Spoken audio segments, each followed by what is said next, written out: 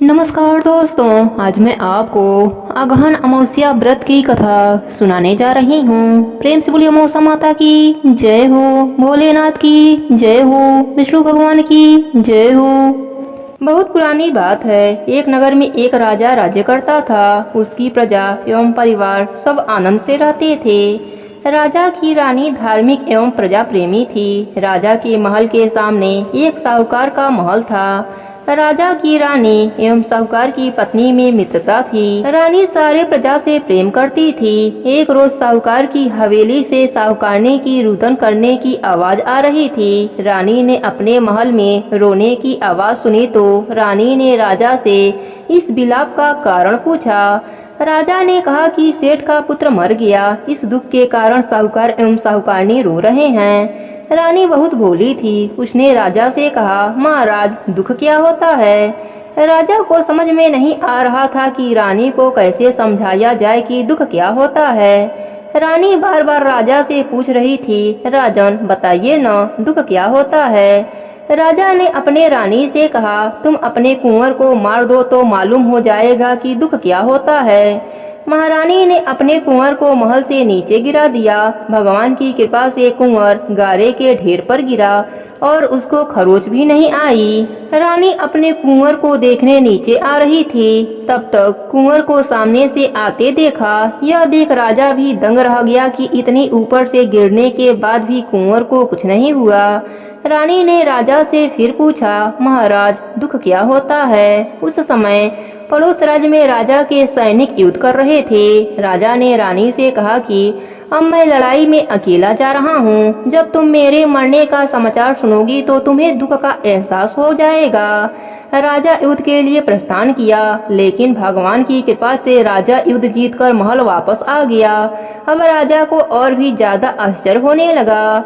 उसी समय रानी राजा के पास आई और फिर वही प्रश्न दोहराकर पूछने लगी। राजा ने रानी से कहा, अब मैं गंगा यात्रा करने जा रहा हूँ।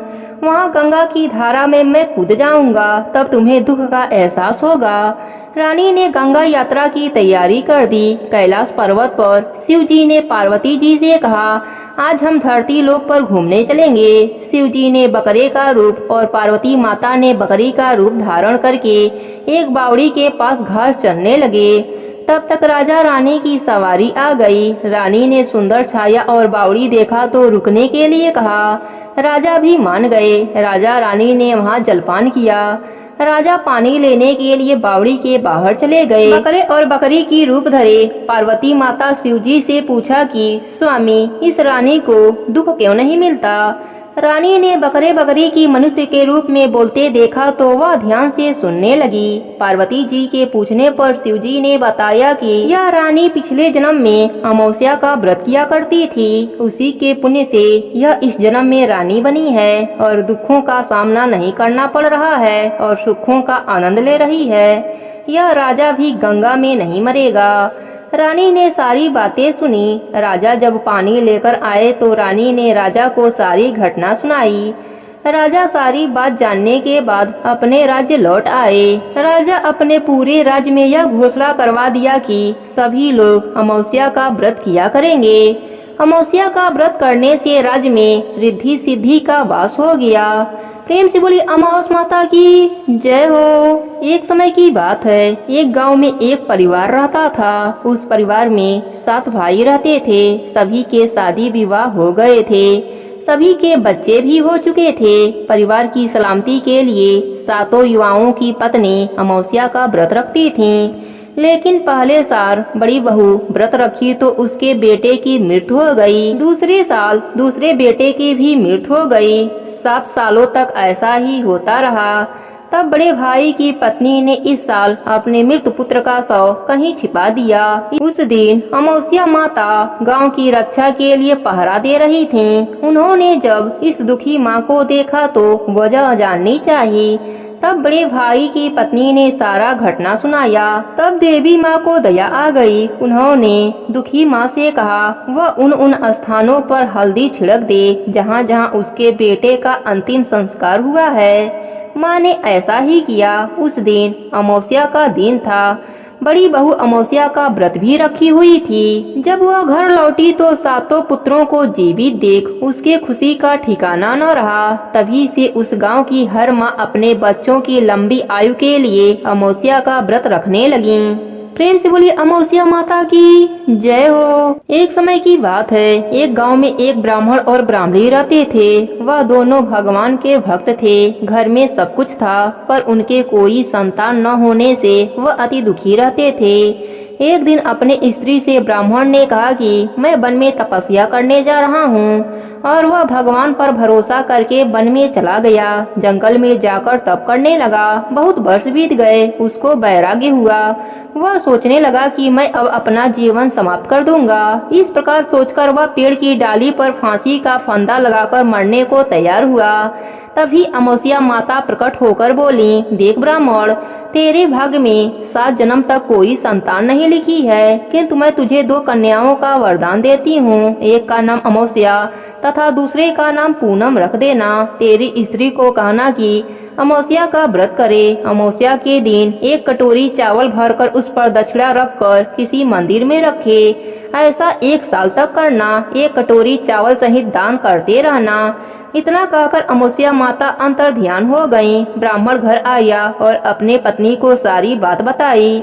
अमावस्या आने पर ब्राह्मणी ने व्रत रखा। कुछ दिन बाद उसको 2 कन्या हुई। तब उसने एक का नाम अमावस्या और दूसरे का नाम पूनम रखा। धीरे धीरे वह कन्याएं बड़ी होने लगी। ब्राह्मण दोनों कन्याओं का योग्य वर देखकर विवाह कर दिया। बड़ी बहन अमावस्या धार्मिक थी, जबकि छोटी भगवान को बिल्कुल भी नहीं मानती थी। बड़ी के घर में तो सुख समृद्धि का भंडार भरा हुआ था, पर छोटी बहन पूनम के घर दुखों का पहाड़ था। जब बड़ी बहन अमावस्या को छोटी के बारे में सब कुछ मालूम हुआ कि उसकी बहन दुखी है, तब अमावस्या गाड़ी भरकर सामान ले गई और छोटी बहन से कहा, बहन पूनम, तुम अमावस्या का व्रत करो और पूजा करके उपवास करो, जिससे तुम्हारे घर में सुख समृद्धि का भंडार भरेगा। 1 साल तक चावल का कटोरा भरकर दक्षिणा रखकर दान करती रहना।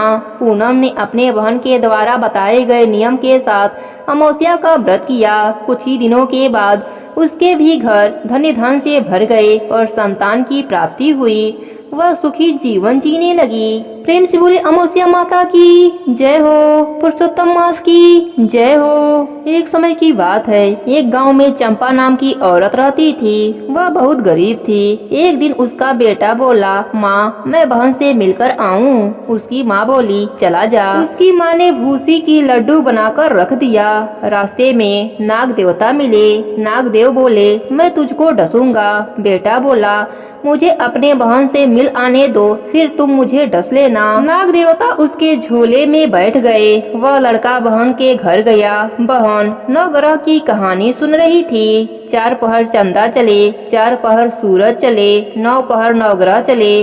सासरे के मायके के, बेटा के बहू के, धिया के जमाई के, पास पड़ोसी के, संग सहेली के, सबके नवग्रह चूल्हे में झुक जाए। नागदेव बोले, यह तो बहुत बड़ी कहानी सुन रही है। नागदेव थैले में ही सोने के हार बन गए। बच्चे बोले, माँ, मामा क्या लेकर आए हैं? बच्चों ने जैसे ही थैला खोला तो देखा उसमें सोने का हार है और लड्डू मोती चूर के हैं। बहन बोली, भाई, हार तो बहुत सुंदर खरीदा है। वह लड़का बोला, मैं तो हार लड्डू कुछ भी नहीं लाया हूँ, मैं तो अपने लिए काल लेकर आया हूँ। बहन ने हार निकालकर पहनकर अपने भाई को दिखाया। भाई बोला, बहन, यह तुम्हारे भाग्य से हार बन गया, नहीं तो मैं तो काल लेकर आया था। भाई बोला, बहन, तू क्या कर रही थी? बहन बोली, मैं तो नवग्रह की कहानी सुन रही थी। भाई, भाभी के क्या हालचाल हैं? भाई बोला, लड़ती भिड़ती रहती है। बहन बोली, माँ और भाभी से कह देना लड़ा भीड़ा न करें। आप सबकी नवग्रह की दशा खराब चल रही है। सो जल का लोटा भरकर बैठकर दोनों सास बहू नवग्रह की कहानी सुना करें और कहा करें कि 4 पहर चंदा चले, 4 पहर सूरज चले, 9 पहर नवग्रह चले। सासरे के मायके के, बेटा के बहू के, धिया के जमाई के, पास के पड़ोसी के, संग सहेली के नवग्रह शांत हो जाएं। बेटा घर आकर सारी बात अपने माँ से कहा। जैसा उसकी बेटी ने कहा था वैसे ही सास बहू दोनों मिलकर कहानी कहने और सुनने लगे। उनकी नौगरा की दशा ठीक हो गई, उनके घर में खूब धन दौलत हो गया, उनके नवग्रह देवता शांत हो गए। प्रेम से बोली नवग्रह देवता की जय हो, पुरुषोत्तम मास की जय हो। एक गांव में एक माँ बेटे रहते थे। एक बार माँ गंगा स्नान के लिए गई तो बहू से कहकर गई कि मेरे बेटे को सुबह रोटी दे देना। बहू ने कहा कि अच्छा दे दूंगी। बेटा बोला मामा रोटी दो। बहू बोली ना रोटी है ना माँ है, कमा के लाओगे तभी रोटी मिलेगा। तब बेटा बोला हे प्रभु मैं तो कमाना ना जानूं। लेकिन बहू ने नहीं माना तो बेटे ने कहा अच्छा 2-4 रोटी आम के अचार के साथ दे दो। बहू ने बनाकर दे दिया। वह रोटी लेकर कुएं के पाल पर जाकर बैठ गया और कहने लगा राम जी मैं कमाना ना जानूं, राम जी मैं कमाना न जानूं। भगवान राम ब्राह्मण का भेष धरकर आए और बोले तुम ऐसे उदास क्यों बैठे हो। वह बोला मेरी पत्नी ने कहा है कि कमा कर लाओगे तभी रोटी मिलेगी, लेकिन मैं तो कमाना नहीं जानता। तब ब्राह्मण रूप भगवान बोले बेटा कमाना तो मैं भी नहीं जानता, हाँ पर मैं 7 वारों का नाम जानता हूँ जिससे तेरे अटूट भंडार भरेंगे। चावल के दाने और पानी की हंडी ले लो, घर के बर्तन को उघाड़ो और धन को सीधा करो। ब्राह्मण ने 7 वारों की कहानी कही और उसने सुनी। इतवार, सोमवार, मंगलवार, बुधवार, बृहस्पतिवार, शुक्रवार, शनिवार 7 वारों का आसरा भरियो पीहर और सासरा अटूट भंडार होते चले गए। उसके बाद वह बेटा घर गया। बीबी बोली क्या लेकर आए हो। उसने कहा 7 वारों का नाम लेकर आया हूँ। तब पत्नी ने सोचा कि चलो कुछ तो लाया है। तब बुढ़िया का बेटा बोला चावल के दाने और पानी की हंडी ला, पौधों को सीधा करो, ढकों को उघाड़ो। उसने कहानी कही। बहू ने कहानी सुनी। इतवार, सोमवार, मंगलवार, बुधवार, बृहस्पतिवार, शुक्रवार, शनिवार 7 वारों का आसरा भरियो पीहर और सासरा अटूट भंडार होते चले गए। बेटा बहू से बोला मैं बेटी के घर जा रहा हूँ। बेटा फटे से कपड़े पहनकर बेटी के घर गया। बच्चे बोले नाना आए। बेटी बोली कैसे भेष में आए हैं। बच्चे बोले आए क्या हैं, 2 दिन की रोटी तोड़ने आए हैं। सच है गरीबी सब कुछ कहला देती है। बेटी से कहा बेटी मेरी 7 वारों की कहानी सुन ले। उसने कहा पिताजी मेरा मुंह जूठा है। उसके पिता भूखे ही सो गए। अगले दिन बेटी को तरस आया। वह बोली पिताजी अपनी कहानी सुना दो। पिताजी ने कहा चावल के दाने लाओ, पानी की हंडी लाओ, ढकों को उघाड़ो, अंधों को सीधा करो। पिता ने कहानी कही। बेटी ने कहानी सुनी। इतवार, सोमवार, मंगलवार, बुधवार, बृहस्पतिवार, शुक्रवार, शनिवार 7 वारों का आसरा भरियो पीहर और सासरा अटूट भंडार होते चले गए। बेटी भर भर के बोरे बांटने लगी। पड़ोसन ने कहा तुम तो कह रही थी कि मेरे पिताजी कुछ नहीं लाए, फिर यह भर भर के बोरे कैसे बांट रही हो। तब बेटी बोली मेरे पिताजी तो खाली हाथ ही आए थे, यह तो 7 वारों की कहानी का फल है। तब पड़ोसन बोली कि अपने पिताजी से यह 7 वारों की कहानी हमें भी सुनवाओ। बेटी ने पिताजी से कहा तो वह बोले आज तो मेरा मुंह जूठा है, कल सुन लेना। दूसरे दिन बेटी के पिताजी ने पड़ोसन को 7 वारों की कहानी सुनाई। उसके भी खूब अटूट भंडार भर गए। प्रेम से बोली 7 वारों की देव की जय हो। एक गरीब ब्राह्मण परिवार था जिसमें पति पत्नी के अलावा एक पुत्री भी थी। पुत्री धीरे धीरे बड़ी होने लगी। उस लड़की में समय के साथ सभी गुणों का विकास हो रहा था। लड़की सुंदर एवं गुणवान भी थी, लेकिन गरीब होने के कारण उसका विवाह नहीं हो पा रहा था। एक दिन उस ब्राह्मण के घर एक साधु पधारे जो कि कन्या के सेवा भाव से काफी प्रसन्न हुए। कन्या को लंबी आयु का आशीर्वाद देते हुए साधु ने कहा कि कन्या के हथेली में विवाह योग्य रेखा नहीं है, अगर इसका विवाह भी हो गया तो यह विधवा हो जाएगी। ब्राह्मण दंपति ने साधु से उपाय पूछा कि कन्या ऐसा क्या करे कि उसके हाथ में विवाह का योग बन जाए।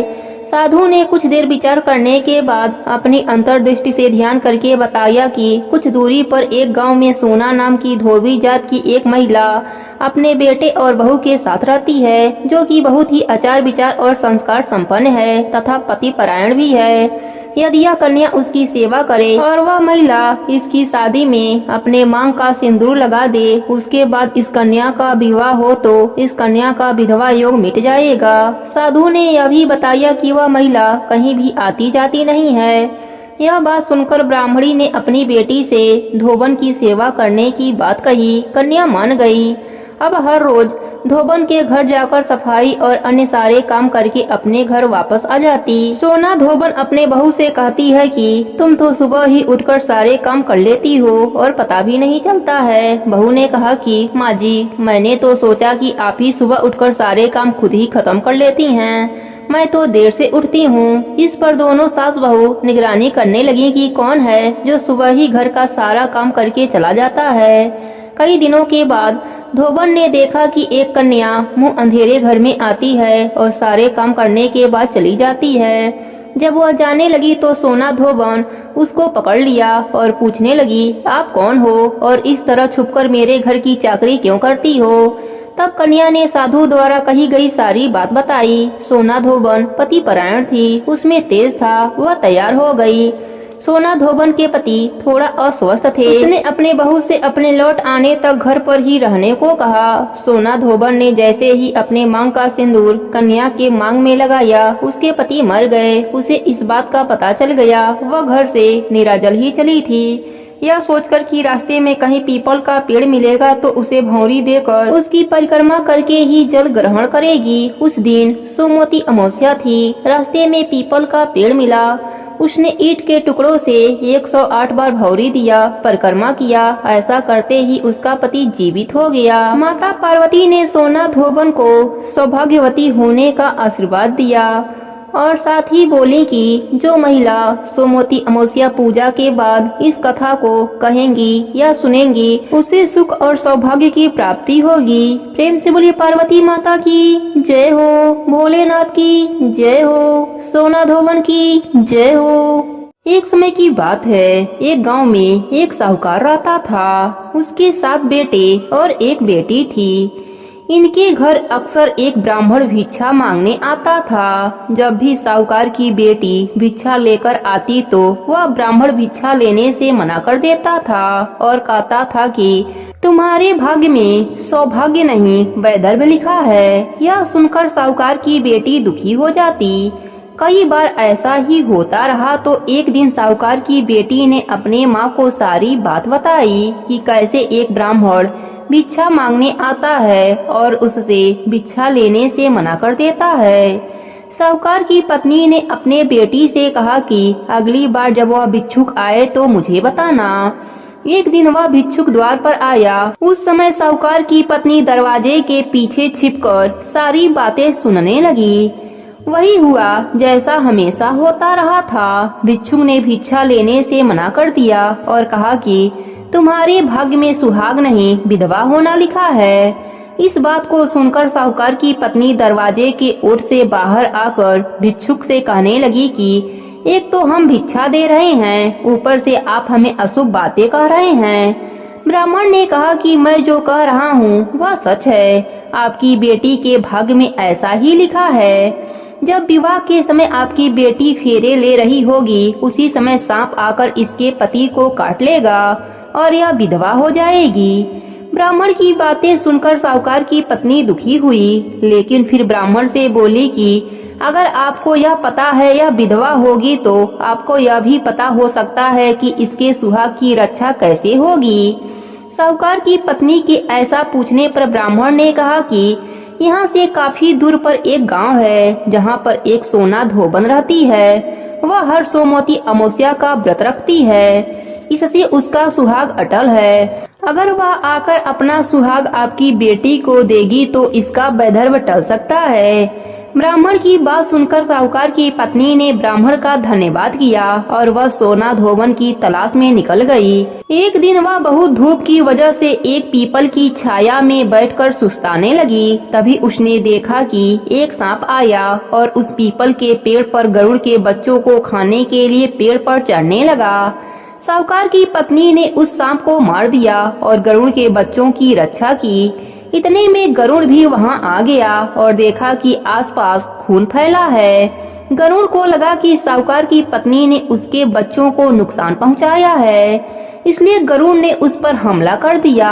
लेकिन साहूकार की पत्नी ने उसे रोका और बताया कि उसने तो उसके बच्चों की रक्षा की है। गरुड़ ने जब सच जाना तो उसने कहा कि तुमने मेरे बच्चों की रक्षा की है, इसलिए बताओ कि मैं कैसे तुम्हारा मदद कर सकता हूँ। साहूकारनी ने तब गरुड़ को बताया कि वह सोना धोबन की तलाश में निकली है, अगर वह उसे वहां तक पहुंचा दे तो उसका उपकार होगा। साहूकारनी को गरुड़ ने सोना धोबन के गांव पहुंचा दिया। सोना धोबन के 7 बेटे और बहुएं थीं, लेकिन बहुओं में घर के काम को लेकर कहां सुनी होती रहती थी। साहूकारनी को एक उपाय सूझा और वह हर रात जब सभी लोग सो जाते तो सोना धोबन के घर में चुपके से चली जाती और घर का काम करके निकल आती। कई दिनों तक ऐसा चला तो एक दिन सोना धोबन छुपकर बैठ गई और सब कुछ देख लिया। जब साहूकारनी जाने लगी तो सोना उसे पकड़ लिया और पूछा कि तुम कौन हो और यहाँ इस तरह मेरे घर का काम क्यों करती हो। साहूकारनी ने कहा कि मैं सब बता दूंगी, लेकिन पहले वचन दो कि सब सच जानने के बाद तुम मेरी मदद करोगी। सोना धोबन ने साहूकारनी को वचन दे दिया।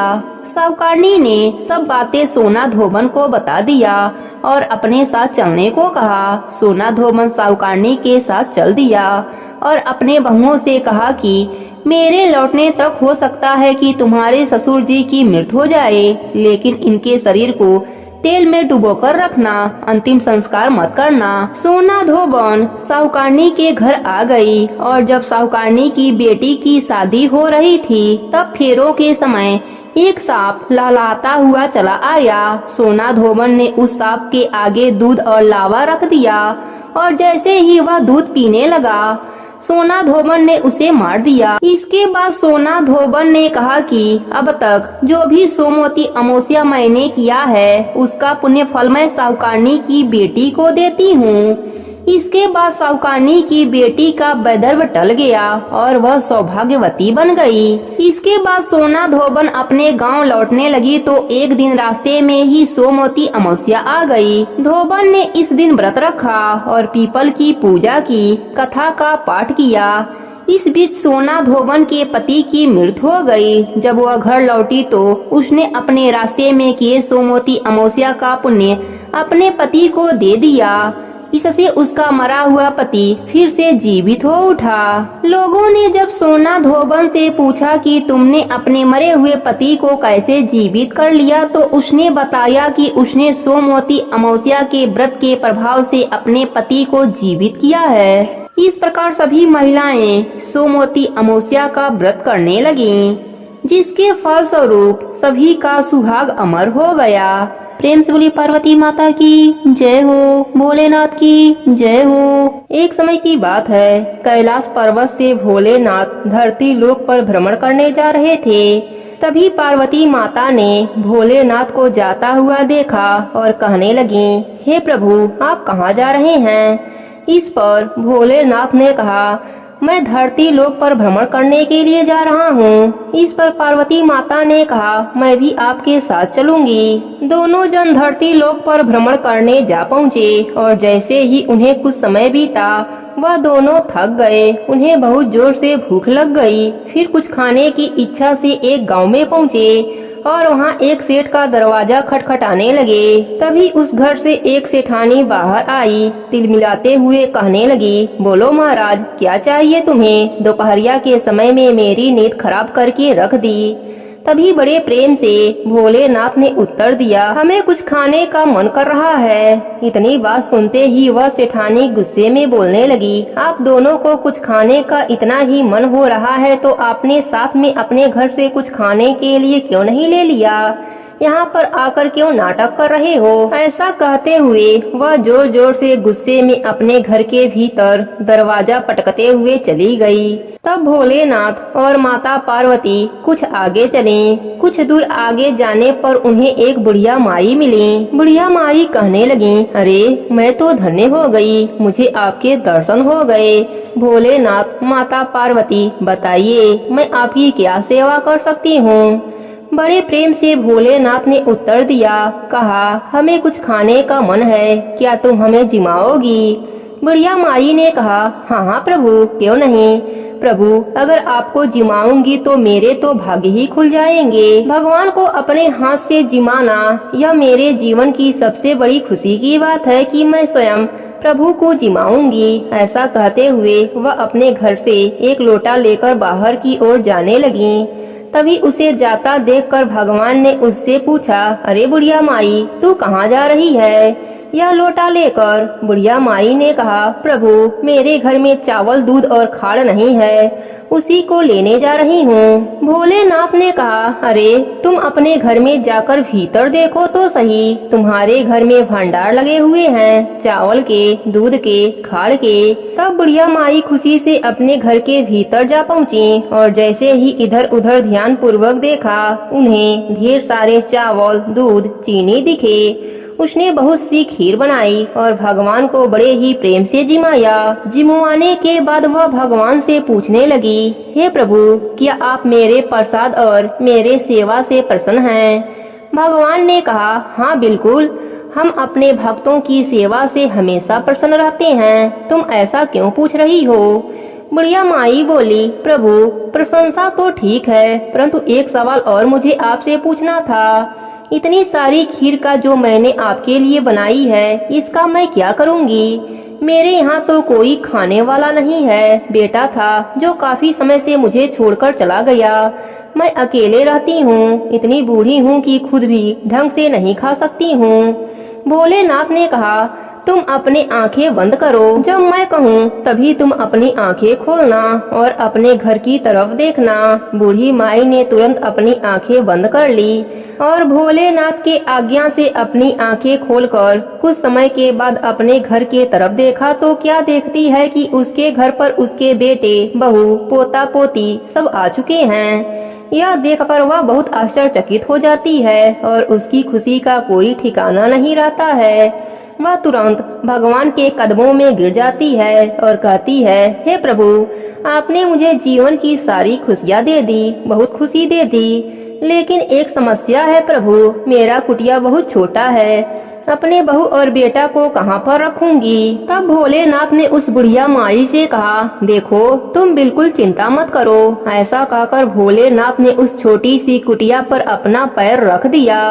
तभी वह छोटी सी कुटिया एक बहुत बड़ा महल में बदल गया और उसके बाद सब उस महल में बुढ़िया और उसका बेटा, पोता पोती, बहू सब हंसी खुशी से रहने लगे। और उस बुढ़िया ने उस दिन से निश्चय किया कि वह हर इंसान को खाड़ का प्रसाद देगी और गरीबों की मदद करेगी। बुढ़िया माई खीर और खाड़ का प्रसाद बांटने लगी और बांटते बांटते वह उस सेठानी के घर जा पहुँची, जहाँ पर माता पार्वती और भोलेनाथ सबसे पहले आए थे।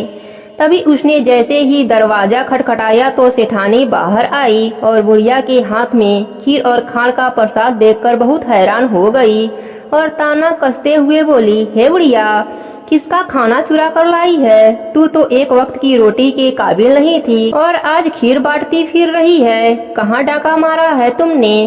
तभी बुढ़िया माई ने बहुत प्रशंसा पूर्वक उसको उत्तर दिया, अरे मेरे घर में स्वयं भोलेनाथ और माता पार्वती पधारी थीं। उसके बाद से मेरा किस्मत बदल गया। तभी से मेरे घर में किसी चीज की कोई कमी नहीं है, धन की ना ही सुख की। सेठानी ने कहा, अच्छा, वह भोलेनाथ और माता पार्वती थीं। मुझे तो लगा कि कोई नौटंकी करने वाले हैं। मैंने तो अपने घर से रफा दफा कर दिया और कुछ खाने को भी नहीं दिया। इसका मतलब मेरी किस्मत का तू खा रही है, तभी आजकल मेरे घर में खाने को अन्न नहीं है और तू यहाँ खीर बांटती फिर रही है। लेकिन सुन ले बुढ़िया, तू जो खा रही है वह मेरे हिस्से का है और मैं जा रही हूँ माफी मांगने। ऐसा कहकर वह सेठानी दौड़ती दौड़ती भगवान को खोजने लगी। वह कुछ दूर जाती है, तभी उसे भोलेनाथ और माता पार्वती दिखाई देते हैं। सेठानी उनसे माफी मांगते हुए कहने लगी, हे प्रभु, मुझे माफ कर दीजिए, मुझे लगा कोई नौटंकी करने वाले आए हैं, इसलिए मैंने आपको घर से रफा दफा कर दिया। पर प्रभु, मैं नहीं जानती थी कि वह आप हैं, नहीं तो मैं आपको भरपूर भरपेट भोजन कराकर भेजती। आप भी सोचते कि सेठानी से सही पाला पड़ा है, कितना बढ़िया जिमा कर भेजा है, उस बुढ़िया से भी कई गुना अच्छा। लेकिन आप मेरे किस्मत का थाली उसे कैसे दे सकते हैं? मेरे घर में तो धन का एक दाना भी नहीं रहा। भोलेनाथ ने कहा, देखो, मैंने किसी की किस्मत का किसी को नहीं दिया। तुमने हमें ना किया और उस बुढ़िया माई ने हमें हाँ किया, इसलिए तुम्हारी जिंदगी में सब कुछ ना हो गया और उसके जिंदगी में सब कुछ हाँ हो गया। इसमें हमारी कोई गलती नहीं है, सब तुम्हारे कर्मों का फल है। जो इंसान इस दुनिया में आने के बाद अपने धन को सिर्फ अपने लिए इस्तेमाल करता है, उसके घर में कभी भी बरकत नहीं होता, सुख नहीं रहता, शांति नहीं मिलती और उदासी छाई रहती है और उसके जिंदगी में हमेशा दुख तकलीफें भरी रहती हैं और कभी उसके भरे हुए भंडार भी खाली पड़ जाते हैं। इसलिए तुम्हारे साथ भी ऐसा ही हुआ। सेठानी ने कहा, प्रभु मुझे माफ कर दीजिए, ऐसा मत कीजिए, मेरे लिए भी कुछ सोचिए। प्रभु मेरे परिवार का पालन पोषण कैसे होगा? मुझे माफ कर दीजिए प्रभु, मैं अपने जिंदगी में कभी ऐसा नहीं करूंगी, दान पुण्य भी करूंगी, गरीबों को खाना खिलाऊंगी, अपने धन संपत्ति को सिर्फ अपने लिए इस्तेमाल नहीं करूंगी। मैं वादा करती हूँ प्रभु, मुझे माफ कर दीजिए। उसकी बातें सुनकर भोलेनाथ ने कहा, काम तेरा रुकेगा नहीं, धन तेरा टिकेगा नहीं। ऐसा कहकर भोलेनाथ और माता पार्वती धरती लोक से कैलाश पर्वत की ओर चल दिए। प्रेम से बोली भोलेनाथ की जय हो, पार्वती माता की जय हो। बहुत समय पहले की बात है। एक गांव में एक भाई बहन रहते थे। भाई बहुत गरीब था पर उसकी बहन पैसे वाली थी। जब बहन के ननद का विवाह था तब बहन ने न अपने भाई को विवाह में आने का निमंत्रण दिया, न ही कोई चिट्ठी भेजी। भाई को बाहर वाले से पता चला कि उसके बहन के ननद का विवाह है। भाई ने गांव वालों को बताया। तब गांव वालों ने अपने घर से चुनरी, बिछिया और साड़ी जैसा जिनसे बन पड़ा कन्या के लिए दिया। भाई सारा सामान लेकर बहन के गांव पहुंचा। बहन के घर जाने पर बहन की देवरानी बोली, भाभी जी आपके भाई आए हैं। बहन ने पूछा, कैसे आए हैं और क्या पहना है? देवरानी ने कहा, पैदल आए हैं, फटी पगड़ी फटी धोती पहने हैं। बहन बोली, मेरे ससुर हवेली के सामने दुकान में बैठे हैं, मुझे शर्म आती है। भाई को बोलो पीछे के दरवाजे से आए। भाई के आते ही बहन ने भाई को एक कमरे में बंद कर बाहर से ताला लगा दिया। एक तरफ लड़की का विवाह हो रहा था, गाजे बाजे बज रहे थे, अतिथियों को भोजन कराया जा रहा था और दूसरी तरफ भाई को कोई पानी तक पूछने वाला नहीं था। भांजे की बहू को दया आई और उसने दरवाजा खोल दिया। दरवाजा खुलते ही भाई वहाँ से भागा। 2 दिनों से भूख प्यास के कारण उसे चक्कर आने लगे। रास्ते में गणेश भगवान का मंदिर था, वहाँ जाकर गिर गया। रोते रोते गणेश भगवान को अपनी व्यथा सुनाई और बोला, आज मेरी गरीबी के कारण से मेरी सगी बहन ने मुझे धिक्कार दिया। घर जाने पर जब मेरी पत्नी पूछेगी कि विवाह से क्या मिठाई लेकर आए हैं तो मैं क्या जवाब दूंगा? गणेश भगवान को उस पर दया आ गई और वह बोले, मेरे बगीचे से ककड़ी और तरबूज तोड़कर ले जा। भाई ने ककड़ी तोड़कर झोला भर लिया और अपने घर गया। घर जाते ही बच्चों ने पूछा, पिताजी बुआ के यहाँ से हम लोगों के लिए क्या लाए हैं? झोला खोलते ही छोटे तरबूज सोने के गेंद में बदल गए। बाकी तरबूज काटे तो उनमें से हीरे मोती निकले। पत्नी बोली, आप बहन के घर से इतना कुछ क्यों लाए? आपकी बहन ने हम लोगों को बहुत ज्यादा दे दिया है। भाई ने कुछ जवाब नहीं दिया। गणेश भगवान की कृपा से उनके दिन बदल गए। भाई का काम धंधा जोरों से चलने लगा। धीरे धीरे गहने बने, रहने के लिए मकान बन गया। पत्नी बोली, ननद जी को बुलाकर लाओ। भाई नए कपड़े नए जूते पहनकर रथ में बैठकर बहन को लेने गया। देवरानी बोली, भाभी जी आपके भाई आए हैं। बहन ने पूछा, कैसे आए हैं और क्या पहना है? देवरानी बोली, रथ में बैठकर खूब ठाट बाट से आए हैं। बहन बोली, मेरे भाई को बोलो कि हवेली के सामने से आए, मेरे ससुर देवर जेठ देखेंगे। भाई का बहन ने खूब स्वागत किया। भाई बोला, मैं तुम्हें लेने आया हूँ। बहन बोली, मुझे भी बहुत दिन हो गए हैं, चलो मैं चलती हूँ। भाई बहन को लेकर अपने घर आया। भाई और उसकी पत्नी बहन का खूब आदर सत्कार किए। जो चीजें मांगी सब बनवा कर दिया। बहन बोली, भाई मुझे जूते चाहिए। भाई ने मोची को बुलाया और कहा, मेरी बहन के लिए ऐसी जूती बनाओ जो मुँह से बोले। भाई ने बहन को बहुत सारा धन देकर विदा किया पर अभी तक वह जूती नहीं आई थी। बहन रवाना होने लगी तब मोची जूतियाँ लेकर आया। बहन की जूती पहनते ही जूतियाँ बोली, निर्धन भाई की पैसे वाली बहन, गणेश भगवान का बगीचा नहीं होता तो आज क्या करती बहन। तब भाई की पत्नी ने पूछा, यह कहाँ से आवाज आ रही है। भाई ने कहा, सुबह का समय है, कोई जीव जंतु बोल रहा होगा। भाई ने घोड़े गाड़ी को जल्दी जाने को कहा। बहन के जाते ही पत्नी जिद करके बैठ गई कि जूतियाँ क्या बोल रही थीं। पति ने अपनी पूरी आप बीती सुनाई कि कैसे बहन ने मुझे 2 दिन भूखा रखा, कमरे में बंद कर दिया। भांजे की बहू ने दरवाजा खोला, तब मैं बाहर आया और गणेश जी के शरण में जा पहुंचा। गणेश जी की कृपा से हमारे दिन बदले हैं। उसने अपने पत्नी को सारी बात बताई। तब पत्नी बोली, अगर मुझे पहले मालूम होता तो मैं आपके बहन को कुछ ना देती। मेरा दिया हुआ सब कुछ वापस लेकर आओ। तब पति बोला, सुहासिनी के आशीष से ही हमें गणेश भगवान ने सब दिया है। अगर वह मुझे भूखा प्यासा कमरे में बंद नहीं करती तो मैं गणेश भगवान के मंदिर में क्यों जाता? क्या मैं गणेश जी को अपना दुखड़ा सुनाता? तुम अपना मन मैला मत करो, अपने पर तो गणेश भगवान की कृपा है और किस चीज की कमी है। फिर दोनों गणेश भगवान के आगे झुककर प्रणाम किए और जयकारा लगाया। हे गणेश जी महाराज, जैसे कृपा आपने भाई पर करी वैसे ही अपने सभी भक्तों पर अपनी कृपा बनाए रखना। प्रेम से बोले गणेश भगवान की जय हो। अब सुनते हैं व्रत में सुनी जाने वाली धर्मराज जी की कहानी। बहुत पुरानी बात है। एक नगर में एक साहूकार रहता था। साहूकार बहुत ही अमीर था, किंतु उसके कोई संतान न थे। उसने कई जप तप किया, दान धर्म का काम किया, पर संतान नहीं हुई। वह बहुत धार्मिक विचारों वाला था, दान पुण्य करता रहता, पूजा पाठ करता रहता।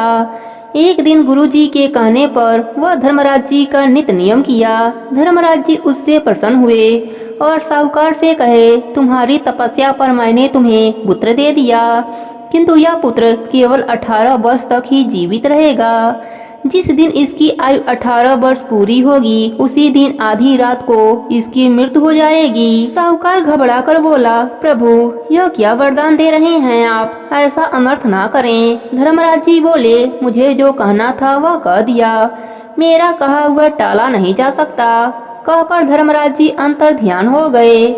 साहूकार ने यह बात अपने पत्नी को बतलाई। उसकी पत्नी ने कहा, कम से कम 18 वर्ष तक तो हम लोग पुत्र सुख देख पाएंगे, हम निसंतान तो नहीं कहे जाएंगे। साहूकार की पत्नी गर्भवती हुई और समय आने पर उसने एक सुंदर बालक को जन्म दिया। उसका पालन पोषण अच्छे से होने लगा। 18 वर्ष का होते होते वह युवक दिखने लगा। साहूकारनी को उसके विवाह की चिंता सताने लगी। साहूकार विवाह का बात टालता रहा। साहूकारनी ने बहुत जिद करी। तब साहूकार ने बेटे का विवाह एक अच्छे घर की कन्या से करा दिया। विवाह के बाद सब आनंद से रहने लगे, पर साहूकार को डर लगा रहता। जब 18 वर्ष पूरे होने के शेष 1 महीना बच गया तो साहूकार बहू को मायके भेज दिया। हम माँ बाप उदास रहने लगे। सास बहू को बुलाने का जिद करने लगी। तब साहूकार बहू को लाने चल दिया। बहू को लेकर साहूकार जब घर आ रहा था तब रास्ते में बैठकर फूट फूट कर रोने लगा, क्योंकि आज बेटे का अंतिम दिन आ गया था। बहू को समझ में नहीं आ रहा था कि ससुर जी क्यों रो रहे हैं। वह पूछने लगी कि उनको क्या तकलीफ है। तब ससुर ने बताया कि तेरे पति का आज अंतिम दिन है। धर्मराज जी ने उसे 18 वर्ष तक के लिए ही हमें दिया था। कहते हुए साहूकार फिर से रोने लगा। बहू ने कहा, पिताजी आप चिंता मत कीजिए, सब ठीक हो जाएगा। पिताजी आप मुझे 4 चीज लाकर दे देना, दीपक, गंगा जल, थोड़ा अनाज और एक गाय। साहूकार ने कहा, बहू यह सब चीजें घर पहुँचते ही मैं लाकर तुम्हें दे दूंगा, और कुछ चाहिए हो तो वह भी बता देना। दोनों घर आ गए। शाम होने से पहले साहूकार ने वह सारी चीजें मंगवा दी। बहू ने सास के पैर छूकर आशीर्वाद मांगा और कहा, रात में मेरे कमरे में कोई न आए। अंधेरा होने पर बहू ने दरवाजे पर दीपक जलाकर रख दिया। रात के पहले पहर में धर्मराज जी के भेजे 2 दूत दरवाजे पर आकर खड़े हो गए। वह अंदर आने लगे। दीपक ने उन्हें रोक दिया। दीपक ने कहा, यहाँ मेरा पहरा है, कोई भी भीतर नहीं जा सकता। दूत वापस चले गए। धर्मराज जी ने अपने 4 दूत भेजे। अब बहू ने दरवाजे पर जल से भरा कलश रख दिया। जो ही 4 दूत भीतर आने लगे, जल ने उन्हें रोक दिया। चारों दूत वापस लौट गए। अब बहू ने दरवाजे पर अनाज रख दिया। धर्मराज जी ने अब 8 दूत भेजे। अनाज ने उन्हें भीतर नहीं आने दिया और वह फिर वापस जाने पर मजबूर हो गए। अब धर्मराज जी ने 16 दूत भेजे। तब बहू ने दरवाजे पर गाय माता को खड़ा कर दिया। गाय ने भी उन सबको भगा दिया। इस तरह रात्रि के चारों पहर बीत गए। जब सभी दूत वापस आ गए, तब धर्मराज जी के क्रोध का ठिकाना न रहा। वह स्वयं साहूकार के घर पहुंच गए। जैसे ही धर्मराज जी घर के भीतर आए, बहू ने झुककर उनके पैर छू लिया। धर्मराज जी के मुंह से निकला, सौभाग्यवती भव। बहू ने कहा, अब आप मेरे पति को ले जा सकते हैं, क्योंकि आपने मुझे अभी अभी सुहागिन रहने का आशीर्वाद दिया है। इनके बिना मैं सुहागिन कैसे रहूंगी। धर्मराज जी अपने ही वचन से बध गए और वह मुस्कुराए और बोले, तुम बहुत ही चतुर हो। और वह अंतर ध्यान हो गए। सुबह जब सास ससुर ने बेटे बहू को एक साथ देखा तो वह बहुत प्रसन्न हुए और सबने धर्मराज जी की जयकारा लगाया। हे धर्मराज जी, जैसे आपने बहू को सौभाग्य होने का वरदान दिया, वैसे ही अपने सभी भक्तों पर अपनी कृपा बनाए रखना। प्रेम से बोले धर्मराज जी की जय हो।